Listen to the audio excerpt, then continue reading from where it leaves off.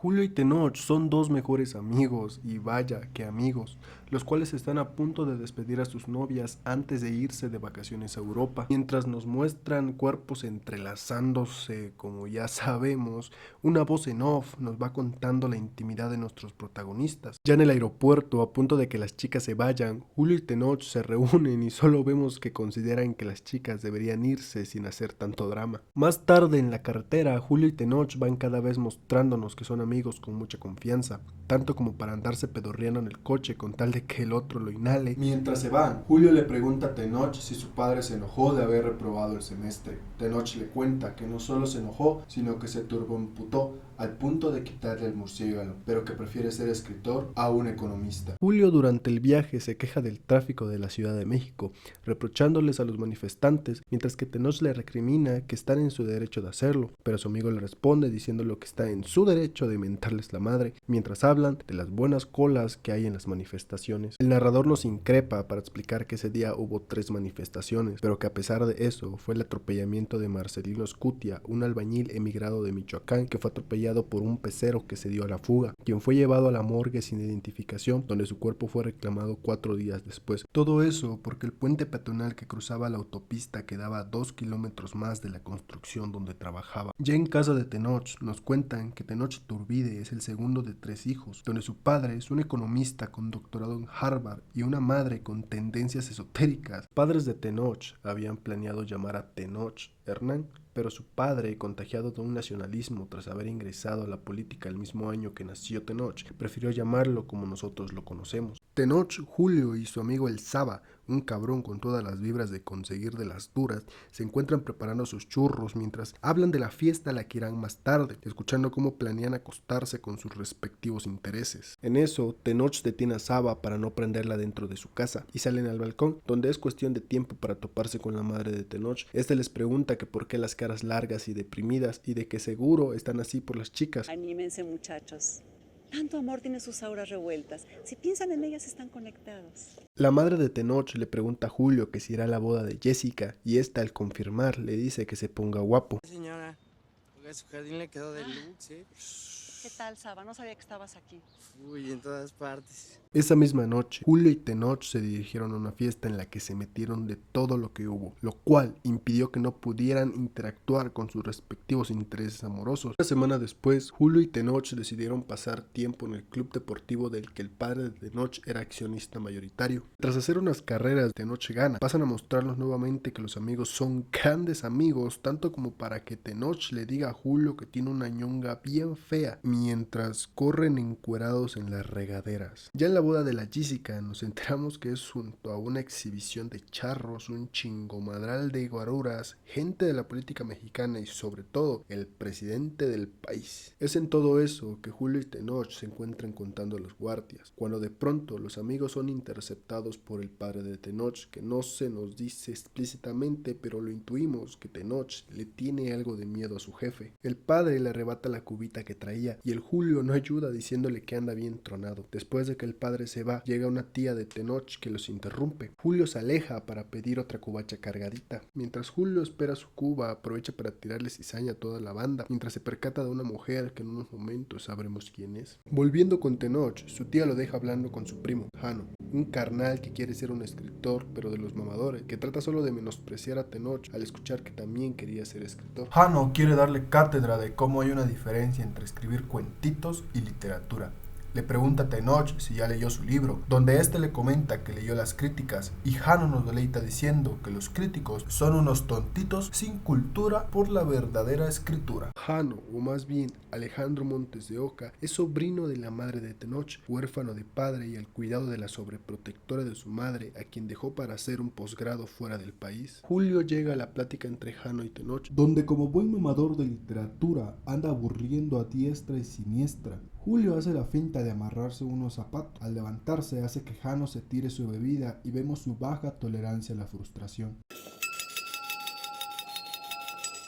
Un rato después, Julio y Tenoch interceptan a la misma chica que momentos atrás habíamos visto, Luisa Cortés, una mujer española, huérfana, criada con su tía castrosa y sobre todo casada con Jano. Los amigos, siendo unos incómodos a más no poder, mostrándonos que poco les importa a los demás. Mientras eso, Jano los interrumpe para reprocharles la manchota de su traje. Su madre se lo lleva para cambiarle el traje, mientras que Luisa busca opinar, pero pareciera que no es escuchada. Ella se queda sola y es donde estos dos bros nuevamente se acercan a disque querer ligarla. Pero bueno, digamos que eso es lo que interpreta cada quien. Luisa reconoce a Tenoch como el morrillo que chillaba por un Thundercat, para luego explicar que se quedarán en México un tiempo. Mientras que Jano tiene asuntos pendientes en Villahermosa, ella se quedará a acomodar la mudanza y buscar trabajo. Días después vemos a Luisa en una cita con el doctor. En la sala, mientras esperaba, realizó una prueba para saber si era una mujer plena. Obtuvo 16 puntos, donde fue calificada como una mujer temerosa de reclamar su libertad, cosa que a Luisa no le pareció. Pasamos a una escena donde qué pedo con estos güeyes, andaban masajeando sus chiles chipocle uno al lado del otro mientras nombraban mujeres. Después de esa situación toda insana, vemos a Luisa recostada en su cama con una expresión de haber desaparecido. En eso le entra una llamada. Es Jano. Él solo puede disculparse mientras llora y se derrumba, donde sus palabras nos cuentan que anda bien pedote, que la ama y que sobre todo acaba de serle infiel. Ella se rompe como si estuviera desbordándose en todo aquello que no hizo antes. Una escena que transmite cómo ella ya no es nada. En casa de Tenoch, el teléfono suena. Su nana le lleva el desayuno mientras ese cabrón anda huevoneando. La llamada es de Luisa, quien pregunta si la invitación hacia Boca del Cielo estaba en pie. Medio sacado de onda y algo atónito de lo que pasa, Tenoch le dice que sí está invitada y pasarían por ella. Tenoch le marca a Julio y este le dice que tiene una misión principal en la Boca del Cielo, lugar que no existe. La voz en off nos interrumpe para contarnos un poco de la vida de Julio Zapata. Él vive con su madre y su hermana, cual no tiene ningún contacto con su padre desde los 5 años. Su madre es una secretaria en una empresa en la que había estado toda su vida y su hermana, conocida como la Boinas, era estudiante de ciencias políticas en la UNAM. Julio y Tenoch fueron a pedirle el coche por 5 días, a cambio de que ella lo usará las próximas 3 semanas para dejar ropa y víveres a Chiapas. En el súper se nos presenta la escena más conocida de esta película. ¡Chelas!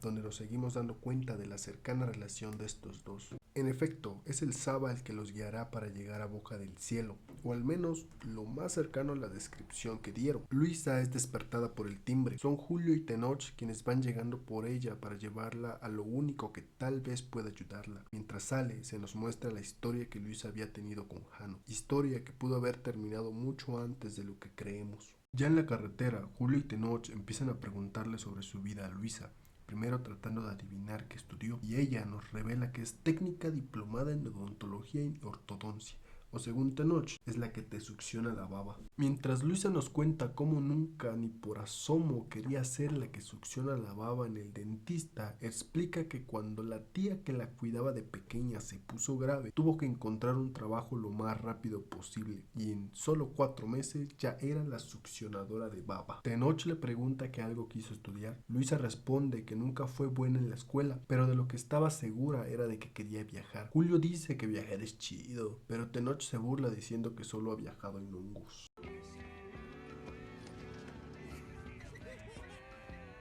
El narrador nos cuenta que Luis acompañaba a Jano a charlas de mamadores, donde el único objetivo de los intelectuales era con buenas o malas intenciones de incluir o exhibir a Luisa, donde le pasaban la palabra y donde siempre respondía con modestia: yo de esas cosas no sé. Más adelante en el camino, Luisa se interesa por la forma en la que Julio y Tenoch se refieren entre sí. Julio y Tenoch explican sus razones fumadas para nombrarse así, pero que eso mismo encapsula el cómo ellos se identifican. En eso descubrimos que los charolastras tienen un manifiesto en donde los puntos más rescatables son: 1. No hay honor más grande que ser un charolastra. 3. Pop mata poesía. 5. No te tirarás a la vieja de otro charolastra. Sí. Pierde la calidad de charolastra, que sea tan culero como para romper con cualquiera de los puntos anteriores. A lo largo del viaje, Julio y Tenoch iban contando todas las anécdotas que podían a Luisa. Cada una reafirmaba el lazo de amistad que tenían y cómo los identificaban como un núcleo que los volvía inseparables. Todos eran verdad, aunque cargaban con adornos para verse mejor. Aún con eso, todo eran verdades a medias. Ignoraban cosas que parecían insignificantes o que podían pensarse como sin importancia, como Julio prendiendo cerillos para que no traspasara el olor cuando iba al baño de Tenoch, o que éste levantaba con el pie la tapa del excusado en casa de Julio. Los tres llegaron a un pueblo a pasar la noche y cenar. Mientras Luisa les preguntaba si tienen novia, ellos contaban que se fueron a Europa. Luisa se burla diciendo que de seguro las andan engañando con los italianos, y ellos, inseguros, solo responden que sus chavas andan bien vinculados con ellos. La conversación sigue con Luisa preguntando si los dos amigos han sido infieles alguna vez, mientras que ellos le preguntan si Luisa le ha sido infiel a Jano. Ella niega y afirma que no lo ha hecho. Tenoch le pregunta si Jano le ha sido infiel a ella. La conversación seguía a cómo Luisa y Jano se conocieron, dónde, cómo y qué le vio, hasta la pregunta de qué tienen en común. Luisa, de forma que será sarcástica, menciona que Jano no tiene papá y ella es huérfana. Ajá, ¿eso es algo en común al menos?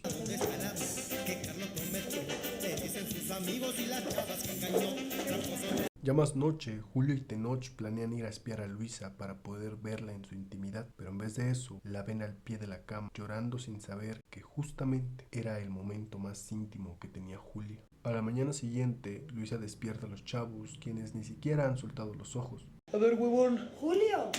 Dale, puto. Julio. ¿A la playa? ¿Ya? De vuelta al camino, Luisa les comenta que sí se dio cuenta de cómo la espiaba la noche anterior y de cómo al parecer querían verla desnuda. Seguido de contarles, se han hecho el amor con varias mujeres más aparte de su novia. Luisa nos cuenta cómo aparte de Jano tuvo un noviazgo antes, donde creyó que se había enamorado completamente de él, saltándose clases para irse por ahí, dar vueltas en su moto. Luisa nos comenta cómo su relación terminó un día, porque la persona con la que salía tuvo un accidente. Se mató en la moto.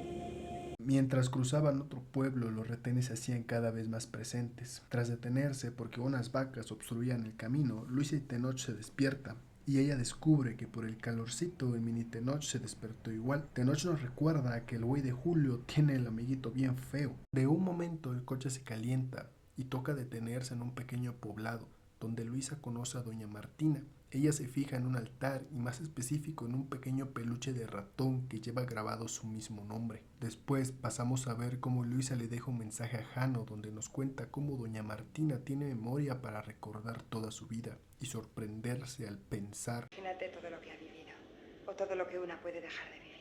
Luisa se despide de Jano recordándole recoger su ropa, la comida que le envió su madre y pidiéndole que se cuide. Tras hospedarse en otro hotel, Julio se toma un baño, pero le pide a Tenoch que le diga a Luisa si tiene un poco de shampoo. Entra a su habitación. Al entrar es cubierto solo por una toalla, encuentra a Luisa llorando nuevamente, pero su reacción cambia. Esta vez toma la iniciativa de pedirle a Tenoch que se desnude, se toque y que se acerque a ella. Después de eso, ellos empiezan a juntar sus cuerpos. Después de esto, nos damos cuenta que Julio los veía desde la puerta. Pasmado y sin saber qué hacer, decide bajar a la piscina. Julio solo había tenido esa punzada en el estómago una vez en su vida, una noche que vio a su madre en brazos de su padrino. Después de un rato sale Tenoch para reunirse con Julio y le dice que si se echan una carrerita en la piscina sucia. Julio, tras reflexionarlo un poco, acepta y después de tragarnos una secuencia entera para ver cómo le flotaban sus charalitos, ambos deciden salir a la superficie y Julio le confiesa a Tenoch que él estuvo con su novia. Tenoch solo había sentido esa punzada en el estómago una vez, cuando tenía 11 años, tras ver funado a su papá en un periódico por entregar maíz contaminado a las clases populares. Ya en la cena, Luisa se percató de que los dos amigos se encontraban algo conflictivos e intuyó que era por su transgresión que se encontraban así. Ya en la noche, Tenoch solo podía bombardear a Julio con todas aquellas preguntas que fueran suficientes para reconstruir una historia que parecía estar llena de huecos y contradicciones,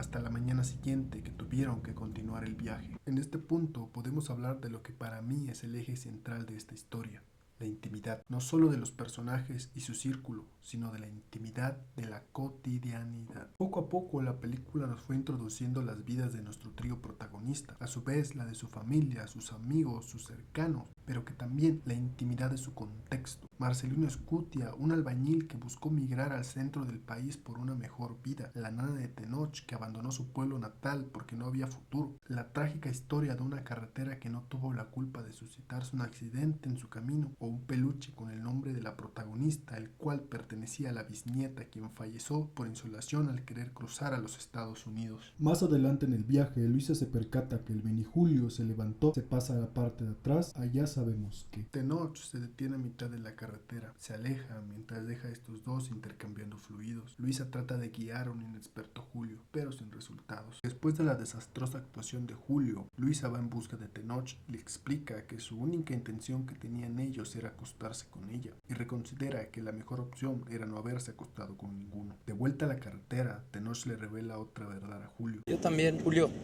Yo también, putito. ¿Tú también qué? Yo también me cogí a tu vieja la Ceci, güey. Julio increpa a Tenoch para que le responda cuándo. Tenoch le cuenta que después del concierto y de dejar a Julio primero, entraron con todo. Luisa les dice que qué pedo con su manifiesto y por qué mamó todo. Julio intenta partirle su madre a Tenoch y después de tremendo gargajo vemos otra de sus escenas icónicas.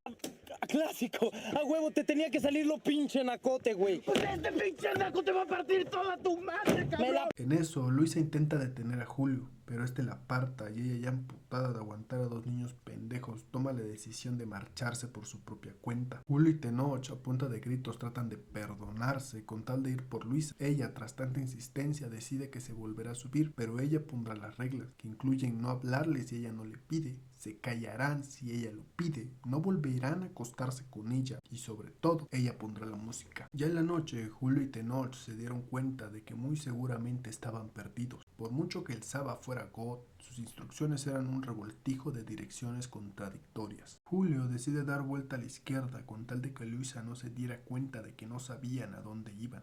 Tras intentar regresar, el carro se queda atrapado y sin posibilidad de dar la vuelta, deciden dormir al amanecer, confiados en que Luisa estaba dormida, ignorando que el miedo consumía su alma, sin relacionarse con la oscuridad o lo que había afuera. El sol de la mañana despertó a Luisa, quien fue la primera en percatarse que, por sorprendente que fuera o conveniente, se encontraban frente al mar. Un mar inmenso, hermoso, pero sobre todo suyo. A lo lejos, una lancha se acercaba a la costa. Eran Jesús Carranza, a.k.a. el Chuy, y su esposa Mabel. Eran una familia que se dedicaba a la pesca. Chuy les ofreció que los llevaría a dar un paseo en su lancha, el cual les cobraría 300 pesos por cabeza. Ya en el mar, con la brisa del océano en sus caras, Mabel les daría una noticia tras Luisa preguntar el nombre del lugar. Ante sus ojos se encontraban contemplando Mientras Luisa hablaba con Mabel y sus hijos, esta última le recuerda que puede que ya esté en edad de tener hijos, pero ella no le dice nada. En la tarde, los tres protagonistas se encuentran sentados en la orilla del mar, contemplando la boca del cielo, mientras Luisa pregunta: ¿Quisierais a veces vivir para siempre? El narrador nos interrumpe nuevamente contándonos que Don Chuy y su familia abandonarán su hogar por la creación de un hotel alrededor de donde viven. Se irán a vivir a las orillas de Santa María Colotepec, donde Chuy tratará de dar servicio de lancha, pero al igual que los taxistas, el gremio de lancheros los amenazará de darle unos putazos. Después de 2 años, Don Chuy trabajará como encargado de limpieza en el mismo hotel que lo obligó a desplazarse. Jamás volverá a pescar. De regreso al campamento, el trío descubre que fueron vandalizados por unos cerdos que se escaparon de un rancho cercano. Después de este incidente, la mayoría de esos cerdos será sacrificado, donde 3 de ellos serían los responsables de infectar a todos aquellos que asistieron a una fiesta popular del pueblo cercano. Como los puercos dejaron el campamento sin posibilidades de habitarlo, Don Chuy les ofreció un cuarto por 75 pesos con luz y baño, donde Luisa le pareció una buena idea bañarse, aunque fuera con agua fría. Después de eso, el trío protagoniza mi escena favorita de la película. En ella vemos a Luisa en una cabina telefónica hablando por última vez con Jano, mientras que en el reflejo de un cristal a un lado se ven a los dos amigos jugando como si nada de lo que vimos a lo largo de la película hubiera pasado. Mientras Luisa se quiebra admitiéndole a Jano que ya sabía que lo engañaba constantemente, pero que creía que cambiaría, ella se quiebra, se va rompiendo y sin posibilidades de odiar a Jano, sabiendo que fue su vida, le sigue diciendo qué hacer, qué tiene que recordar, qué no tiene que olvidar, mientras se despide sabiendo que todo se rompe, mientras que los amigos parecen volver a divertirse. Pasada la noche, se encuentran cenando y brindando. Luisa cuenta cómo intuía que Jano la engañaba, agradeciéndole a los amigos por conocerlos, volviendo a los inicios del viaje. pero de pronto pareciera que se rompe todo, mientras se confiesan que no fue solo una vez en la que Julio y Tenoch se acostaron con las novias del otro y se dieran cuenta de que son hermanitos de leche. En ese momento, Julio le dice a Tenoch: Dime. Y a tu mamá también. Esta escena no solo da nombre a la película, sino también nos demuestra lo más escondido que se tenían los secretos el uno al otro, la intimidad de su propia persona. Luisa se acerca al tocadiscos y, consumida quizás por las copas o algo más que no sabemos, se sumerge en un baile tanto como lo íntimo del viaje en sí mismo, acompañada de Julio y Tenoch. Esa misma noche, ya en el cuarto, fueron consumidos quizás por el deseo o por las copas, pero es en ese momento justo en el que estos últimos también terminan besándose, sabiendo que ellos tampoco están amarrados, y nos damos cuenta de eso a la mañana siguiente, cuando amanecen confundidos, incómodos y asqueados por lo que hicieron anoche. En la mañana, Julio le comenta a Luisa que tiene que entregarle el carro a su hermana, y Tenoch que su familia debe estar preocupado por él, aunque la familia de ninguno de los dos se percató de la salida, de que fueron al mar o de que iban con Luisa. Por su parte, Luisa explica que ha decidido quedarse para conocer las playas cercanas acompañadas de Don Chuy y Mabel. Ya en la despedida,